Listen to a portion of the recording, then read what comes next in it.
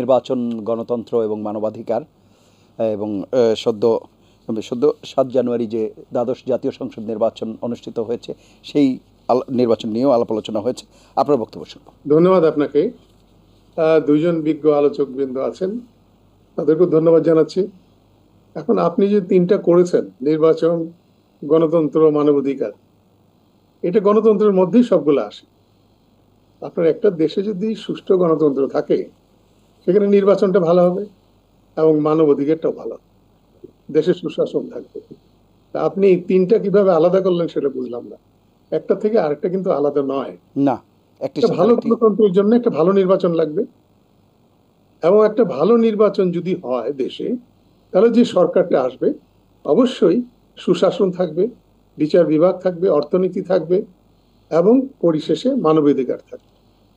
এখন এই আপনি আমেরিকার কথা বলেছেন, আমেরিকা তো অনেক রকমই কথা বলে, তবু আমাদের কিছু ধরতে হয়, কারণ এত বড় দেশ এবং তারা গণতন্ত্রের একটা পুরোদা জায়গায় আছে তারা।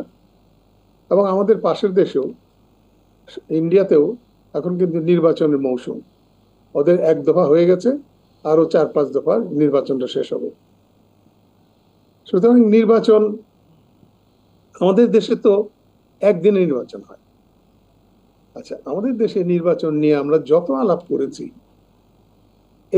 একমাত্র জাতীয় পার্টি বোধহয় নির্বাচন পদ্ধতি এবং প্রাদেশিক সরকারের ব্যাপারটা আলোচনায় এনেছে। কারণ এতগুলো 18 কোটি লোকের সেন্ট্রাল ফেডারেল গভর্নমেন্ট দিয়ে নির্বাচন করার পর লোকদের শাসন ব্যবস্থা যেটা, সেটা খুব কষ্টকর। যদিও জায়গাটা ছোট, কিন্তু লোক সংখ্যা অনেক বেশি।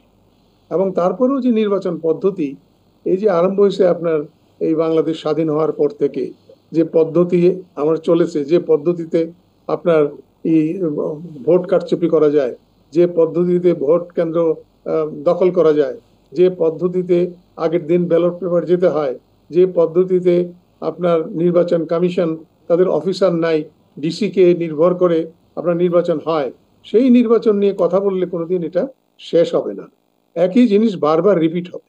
সুতরাং আজকে যদি আলোচক যে বৃন্দ আছেন, আমার দুজনেই খুব পছন্দের লোক, তারা যদি এই আলোচনাটা করতেন যে নির্বাচন পদ্ধতিটা যদি আমরা বদলাইতে চাই, বদলাইতে পারি, তাহলে আজকে বিএনপির হয়তো এতটা পিছপা হইতো না।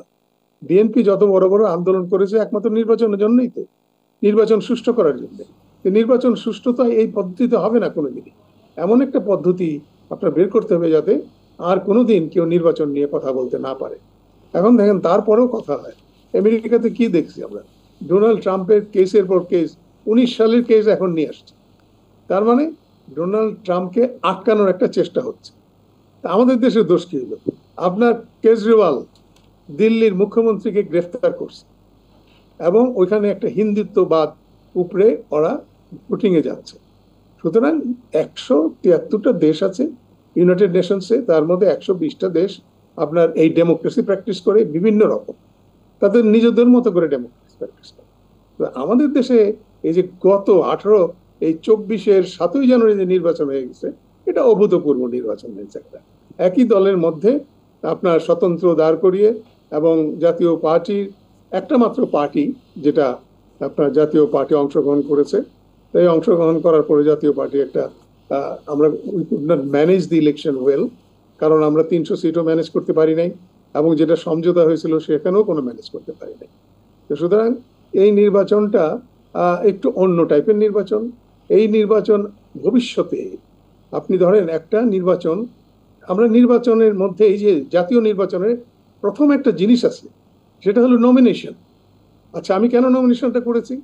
আমার কনস্টিটিউয়েন্সিতে 10টা লোক থাকতে পারে, আমাকে চিন্তা করতে হবে 10টা লোকের মধ্যে কে সবচেয়ে যে দেশের জন্য কথা বলবে পার্লামেন্টে, সেই লোকটাকে নমিনেশন দেওয়ার জন্য কিন্তু নমিনেশন বোর্ড থাকে, এবং সেইটা এমন পপুলার যে হবে তাকে যে দিতে হবে তা না, তাকে জেতানোর জন্য পার্টির একটা কর্মকাণ্ড থাকে যে আমি যাকেই দিলাম সে পার্টি তাকে জিতিয়ে নিয়ে আসবে।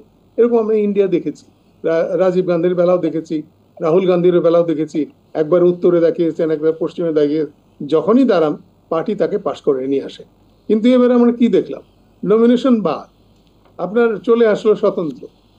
এরপরে এখন যে ইলেকশনগুলো হচ্ছে, এই ইলেকশনে তো আপনার স্বাধীনতাও খর্ব করা হচ্ছে। অমুকের রিলেশন, অমুকের আত্মীয় দাঁড়াতে পারবে না। তো সুতরাং এই জিনিসগুলো যদি এই অল্প দিনের জন্য হয়, কোনো একটা টার্মের জন্য হয়, ওকে, কিন্তু এইটার যদি লিগেসি থাকে, এরপরের নির্বাচনগুলোও যদি এরকম করার সম্ভাবনা থাকে, তাহলে কিন্তু নির্বাচন ব্যবস্থাটা ভেঙে যাবে বাংলাদেশে। সুতরাং নির্বাচন যদি ভেঙে যায়, ভালো একটা গণতান্ত্রিক সরকারও আসবে না, এবং মানবাধিকার তো লঙ্ঘিত হবেই। তো সুতরাং আজকের আলোচনায় যেটা বেরিয়ে আসলো, সেটা হলো যে আমাদের নির্বাচন, গণতন্ত্র এবং মানবাধিকার, এই তিনটা যদি আমরা রাখতে চাই, প্রথম যে নির্বাচনটা আমাদের সুষ্ঠুভাবে নির্বাচন একটা দেশে অনুষ্ঠিত হবে, সেটা আমরা সবাই চাইব। জি, অসংখ্য ধন্যবাদ।